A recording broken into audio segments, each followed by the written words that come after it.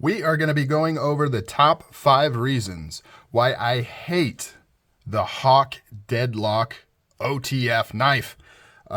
Just as a precursor, I got to say it was difficult to come up with 5 reasons. And I know there's some overlap in these reasons, and I know I'm going to get a lot of contention in the comments down below. Feel free to do that, agree, disagree. Some of these are arguably a bit of a stretch, but I needed to get my 5 reasons. It's not easy to do with a knife this good, but I also think there's some legitimate ones in there that I really want to talk about with this knife. So before we start, let me go over what this knife is for those that are not familiar. This is the Hawk Deadlock. It is made by Gavin Hawk & Co. It is a mid-tech production-ish OTF knife. This knife appeals to a lot of non-OTF people. It has a more refined, gentlemanly appearance. It's very well done. It's very clean. It's not obnoxious. It's not tactical. And so a lot of people that don't like, let's say, Microtech so much are getting this knife. And a lot of people that stay away from OTFs are getting this knife. The other reason this is so popular, hence the name, this blade locks up vault tight. The engineering in this thing makes this blade not wiggle half a centimeter. I mean, literally, 100%. Trust me, bro, it does not move at all. I know a lot of people don't believe that. You know, they think that the fans that spend a lot of money on this, these are expensive, don't want to feel bad about their purchase, so they kind of make up that it doesn't wiggle, but really it does. This one does not wiggle at all. It feels like a fixed blade. That's how it should be. Now, there's been cases where it's not quite right. Send it into Gavin. He fixes it up. I don't know if it's a tolerance thing or just gets dirty. Who knows? But it's supposed to be bank vault tight. So that is the Hawk Deadlock. They are difficult to get. They're expensive. They're kind of a bespoke mid-tech / custom production type thing. And so let's get into it. The top 5 reasons why I hate the Deadlock knife. Number 5. Lack of configurations. And this one is a bit of a stretch because this will hopefully change in the future. But as of right now, there's not a lot of configurations you can get with this. So there's the model A, B, and C. They are slightly different in size, primarily with the handle. A and B had a much larger handle, which is crazy because this handle to blade ratio is not the best. I'll talk about that later. It used to be way worse.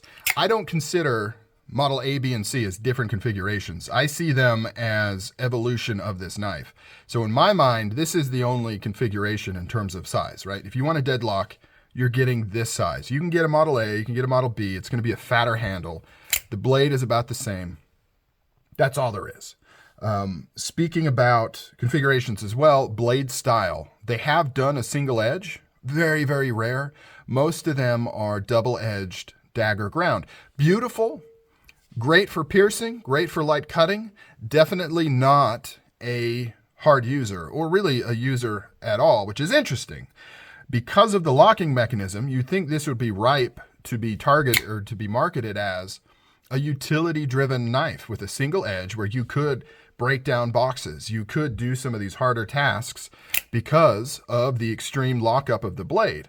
But they didn't. They kind of went with the more traditional OTF double-edged dagger style. Looks beautiful, but it definitely lacks some utility.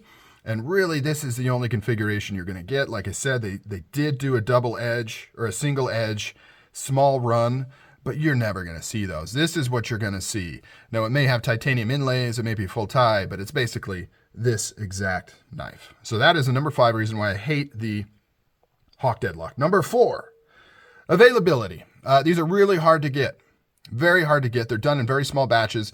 Gavin has had various trouble with producing this knife. He did titanium. He ran into issues with that. He did the 3 sandwich construction, so he changed it to just the 2. But then now he's running into problems with the aluminum, and he's going back to titanium.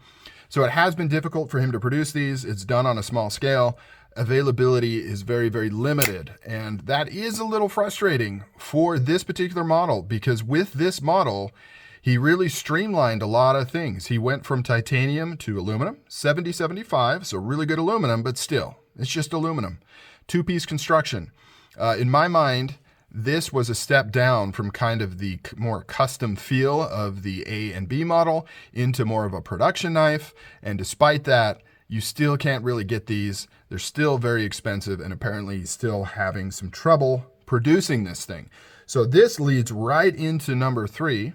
They kind of overlap. I mentioned that before. There is some overlap on some of these items where one dictates the other, but I had to stretch to get 5 reasons. So number 3 is the price, and the price is driven by availability and manufacturing issues and capabilities and things like that.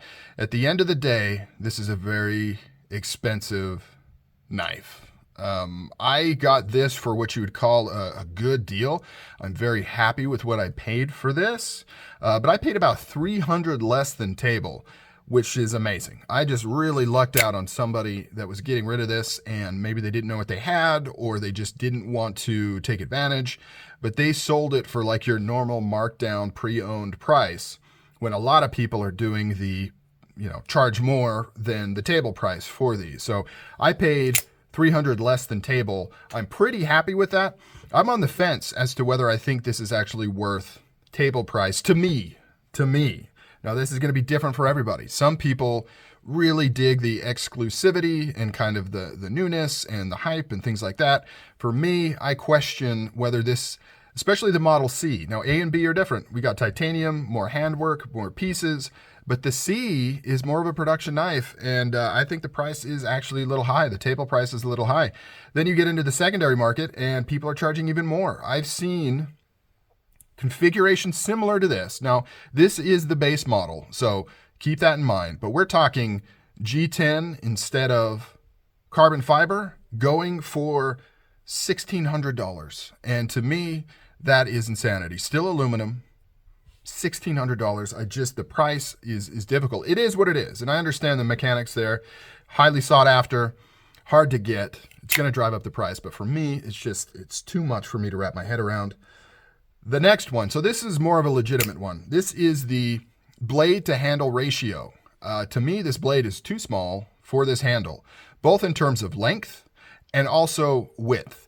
Now, I am going to be doing kind of a full video on some of the disadvantages that I see with this Deadlock, and I'm going to compare it to an Ultratech, and you'll be able to see how, from a utilitarian standpoint, this is kind of lacking on some of that. This blade is too skinny for this handle, in my opinion. You can fit a much wider blade in here. Now, I don't know if the Deadlock mechanism is preventing that from happening, but to me, it just doesn't... You're not getting enough blade for how big this handle is. Now, the Model A and B were even worse in that respect. The handles were huge. But even with this one, it's just not, the ratio is just not quite there. I would like to see a wider blade and a slightly longer blade. Now, of course, it does have a certain aesthetic to it. When you're talking about looking at it, it does look good. That ratio does look amazing. So I can assume... they say about assuming that was the goal here, is to get something more visually appealing instead of utilitarian, or instead of getting a good blade to handle ratio. I could be wrong.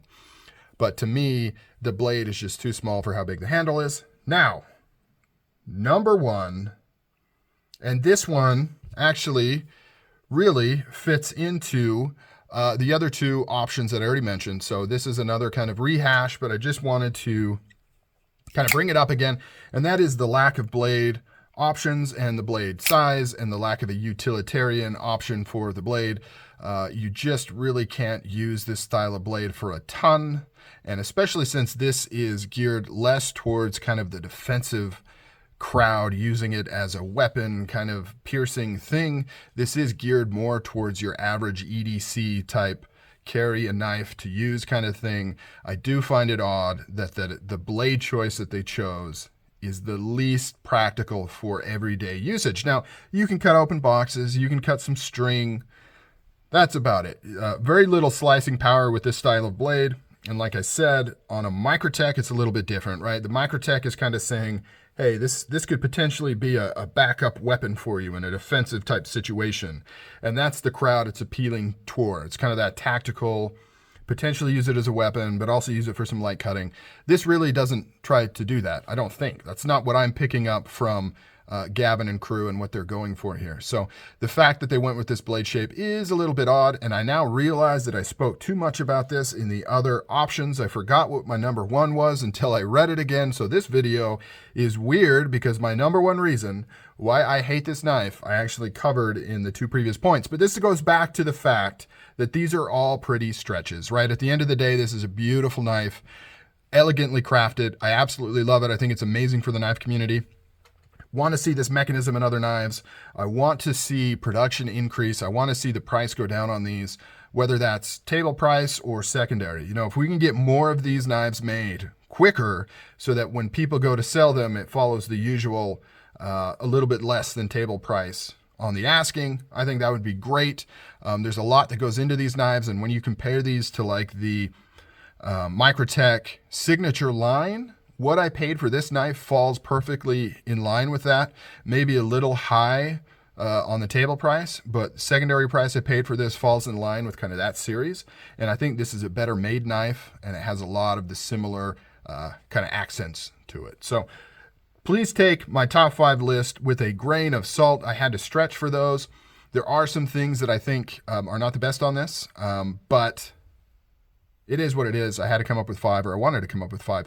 The other thing I wanted to say, if anybody's still listening to this, the thing that I really would like to see on one of my lists is the reliability of this knife. I just don't have the data to support it, and I'm not going to speculate that this is more or less reliable than any other OTFs. I just don't know. I definitely question due to the extra parts and the tight tolerances, but I don't know. So until that is more better understood, can't be a part of either of those lists. Reliability can't be a pro or a con. I just don't know what that is. All right, guys, I'm out of here. Top 5 reasons why I hate my Deadlock. I don't hate my Deadlock. I love my Deadlock, but I'll catch you guys later in the next video. See ya.